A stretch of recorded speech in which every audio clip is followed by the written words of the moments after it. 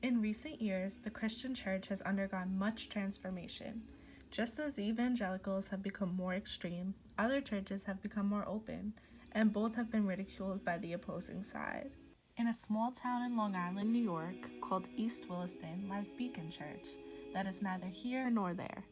Beacon doesn't fall under either extreme. However, they have embraced a new practice that some Christians might not be so fond of: yoga. Reverie yoga, that is. I am mostly just an attendee of our church. I'm a member of our church. But I do head up the ministry here that is Reverie Yoga. So that's specifically a Christian or Christ-centered form of yoga practice and meditation. Lindsay is a certified Christian yoga instructor and has offered weekly yoga classes at the church for the last few years. As Christians, we're called to have that alignment of mind and body and spirit in the world of yoga that is very much talked about, of trying to bring these things into unity. And then the spirit prayer is another practice that I incorporate. So as we move through the movement and then clearing our minds, not emptying our minds, but just clearing away the distractions so we can be undivided in our attention in our meditation, allows us to also just be in prayer with the Lord. Many Christians who practice yoga agree the beliefs, values, and techniques of yoga align perfectly with Christianity. And what yoga teaches you is that, say for instance, you're on a freeway one day and somebody cuts you off, you are still able to stay in the stillness because you have been practicing that every single day. Diane is an attendee of Beacon Church and practices both yoga and Reiki, a Japanese healing technique, in combination with her Christian prayers and readings. I'm a Christian that believes not that my faith is the only one true faith.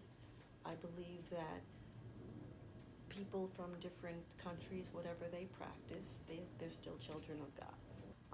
When you see Jesus healing, in the Gospels, he's basically doing Reiki.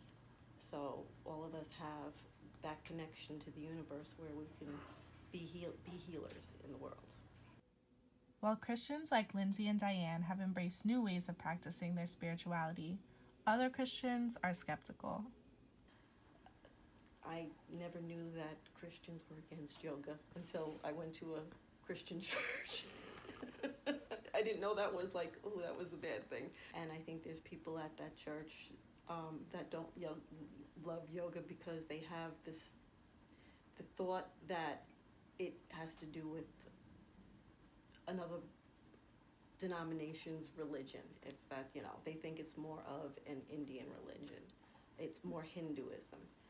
There have been conversations with some specific people who are not, they would not want to participate in it. And they've been respectful and they've been